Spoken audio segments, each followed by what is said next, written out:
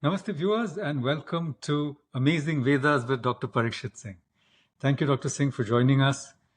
It's the month of August. We are thinking about Sri Aurobindo's birthday, the 15th of August, which is also India's Independence Day.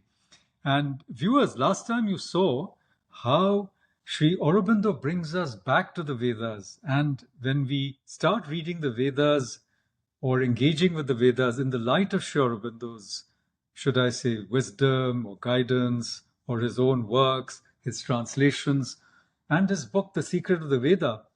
And then we return to Sri Aurobindo, I think that we begin to appreciate and understand Sri Aurobindo better. And we saw that last time, especially when we took a look at the future poetry with the Vedic perspective. And we also saw how sadhana has this dual journey. First, you try to gain self-mastery, so you're going out of yourself, as it were. Then you return to your own world, to your own self, or you go into the silence and then you go out of the silence. We saw this dual movement. And I think the Vedas also have an idea about this journey of the human being, the journey of man, so to speak. So, Dr. Singh, please, if you don't mind, if you can read us that tweet or that post on X on how the Veda looks at the journey of the human being itself on earth. The most important thing is, and I was thinking about it today also, because the Veda has a little different perspective on humanity than we have it today. And obviously, after 5,000 years, things have changed, things will be different. But it's almost as if they see us as warriors, as fighters for the light. How does the Veda describe the journey of man and see man? 1. The battle between light and dark. The yajna in this sense may be seen as an invocation of the devas or beings of light and establishing them in one's own body. The battle with the dark is also with that of duality or ignorance and limitations of ego. The devas fight for the seeker as allies and personalities. Number 2, Advarya. Advarya, or the journey. Adva is the straight path, which also means the yajna without violence. That's the other meaning of Advarya. The journey of the seeker may be described across the ocean in a ship or rocky mountains, Adri, Sanu, you'll see those descriptions. And then the third is Arya, or the self-refinement and becoming noble. Ari is to dig. Arya is the ancient ideal of self-possession and development. And Arya is the one who has refined himself or herself and become worthy of the devas. Thus, man, or Manu the thinker, is the grand warrior, the traveler, the self-realizing one. This is the Vedic ideal. So instead of, just returning to a calm and withdrawing from the world in monasteries, which seems to be even our yoga practices, and perhaps the later proponents of Sanatana Dharma brought that quietistic element in our life. And it is not that the Veda does not believe in silence or perfect stillness, and Sri Krishna talks about samatha, but it seems that Sri Krishna and the Veda are more intense. They're full of tejas. They're willing to take life on, accept it, and change it with energy, with power, with Shakti. And we see that kind of becoming more and more quietistic. And of course, then we saw the denouement in our freedom struggle with your favorite leader going to the extreme of ahimsa. We will not do any violence. But the original Gita or the tradition of the Veda is not just to do ahimsa, but to fight and to possess and to be victorious. And it is not a bad thing to conquer the world and enjoy it and live it to the fullest. This is the Vedic ideal, not just, okay, now it's all yours and I'm giving it up and I have nothing, no attachment, and it's all yours. No, that is a modern, shall we say, I wouldn't call it corruption, but little variation on the Vedic theme. Oh, definitely. It's definitely a distortion, if not corruption.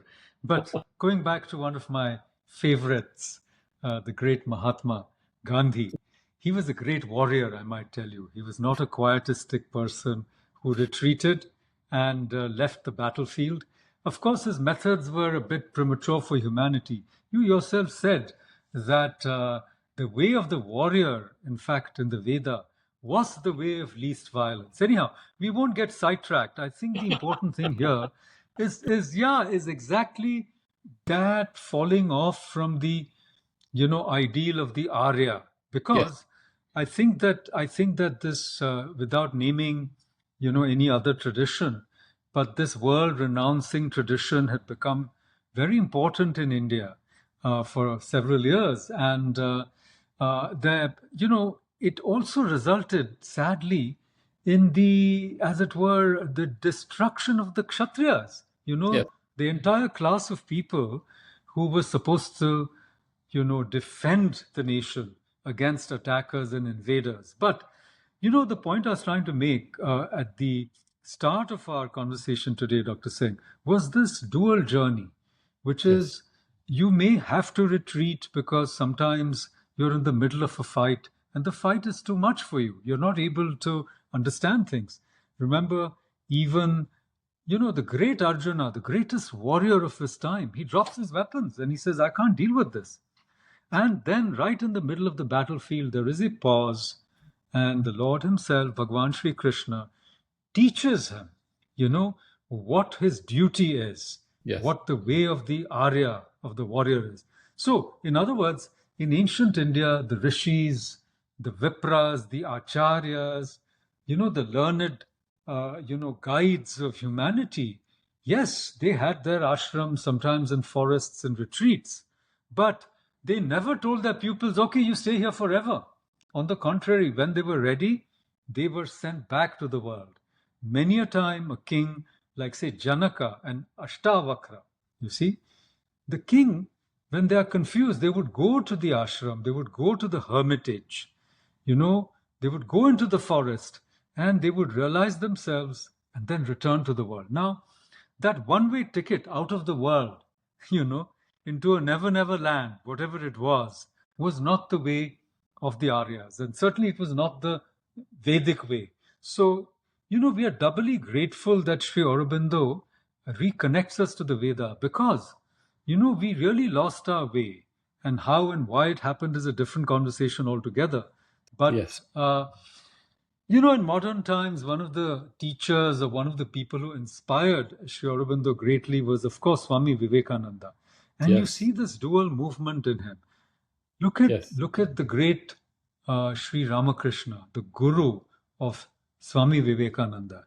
He was like, he created on the outskirts of Calcutta, the great modern metropolis, a sort of ashram, a hermitage on the banks of the Ganga, yes, in Dakshineshwar, in this great Kali temple, and all these young men from Calcutta, modern, educated in Western traditions, people who knew English, they came to him.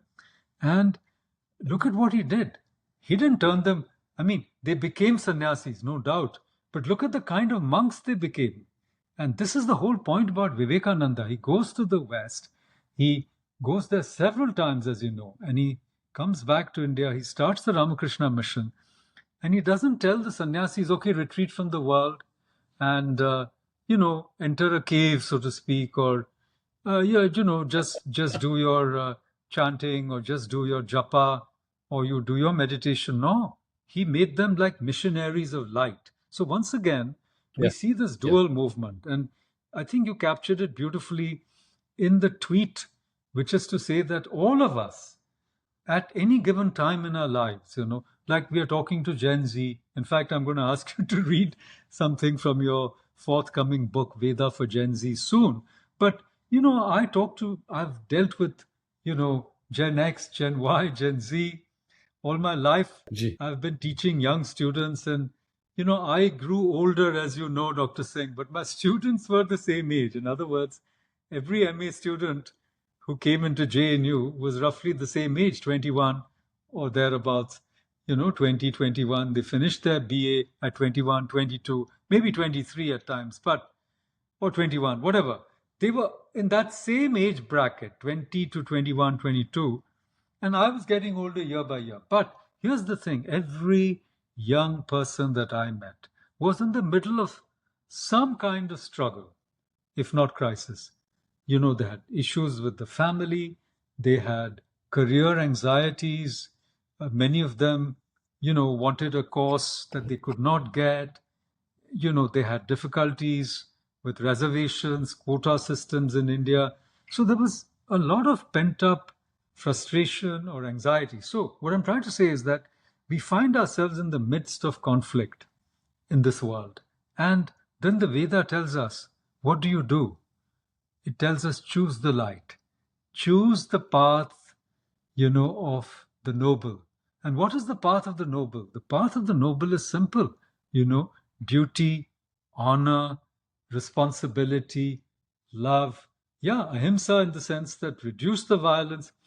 And when that path becomes clear, it doesn't mean that, all your anxieties or all your crises or your struggle will disappear. Yeah, that doesn't mean Yes. that you'll be suddenly saved and your life will be a bed of roses. But at least what to do, what to make of yourself. So, Dr. Singh, I ask you once again, to address all the people who find themselves on the horns of a dilemma, as it were, in their own Kurukshetra, in their own, so to speak, Dharma Sankat. And what does the Veda tell them?